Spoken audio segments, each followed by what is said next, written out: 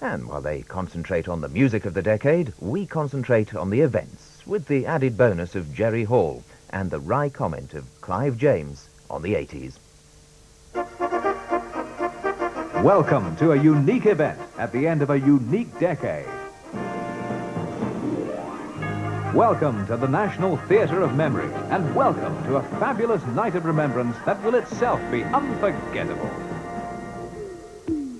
And at their own request, we're joined tonight by a host of celebrated guests, arriving even now to attend this momentous occasion and voyage with us across the stormy seas of the 1980s. Surely our glittering review of an equally glittering decade is made even more special by the presence of these dazzling personalities who were themselves the very essence of this historic period. As even the latecomers arrive, perhaps one can sense in their smiles a certain excitement, a feeling of achievement, as we enter the last 2 hours of a lustrous 10 years. And as they draw together with us here in the theatre, tonight becomes, in a very real sense, a drawing together of the strands of time, as we pause momentarily before stepping forward into a new age. Now, will you welcome, please, the man who tonight will hold those same strands in his hands. Ladies and gentlemen, your host, your guide, your companion through the decade, Mr. Clive James.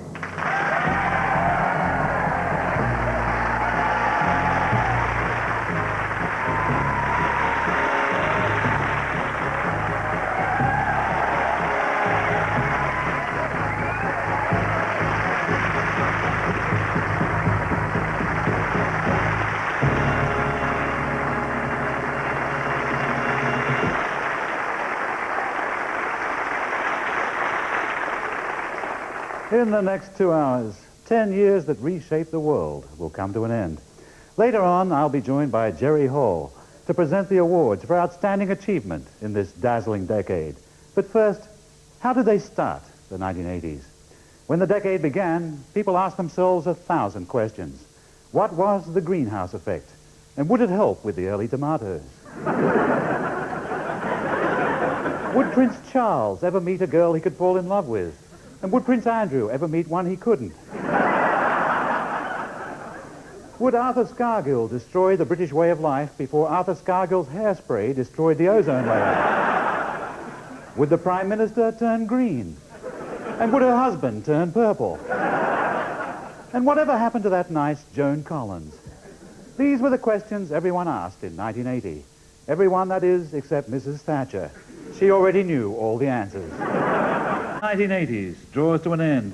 Join Jerry and me on the other side of midnight, when, still hoping to make contact with Kylie, we'll join hands, sing in the new year, and face the 90s together.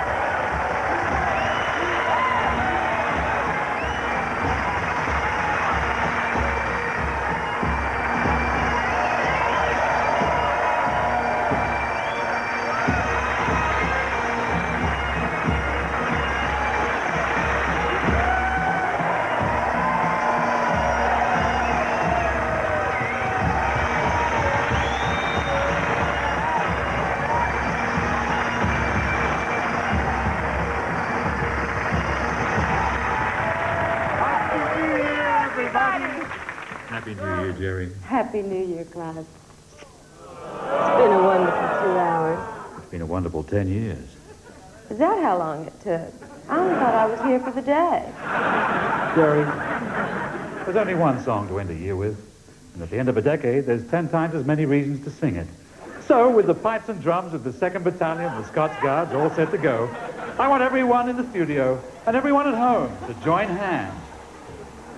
Are you ready? Yes, don't be shy. You must have sung it 1,000,000 times. Good heavens! It's Kylie Minogue!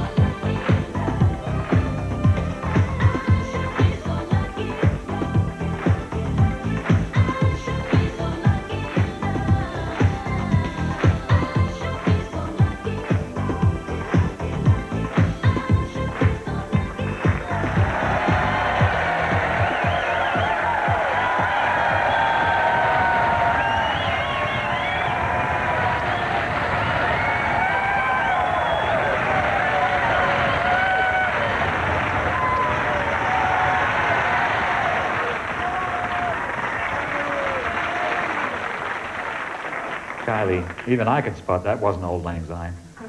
Clive on the ball as ever. For me, that was the song of the decade. Me too. It was great. Sold millions. Yeah, most of them to my daughter. Kylie, Jerry is now going to present you with our award as Woman of the Decade.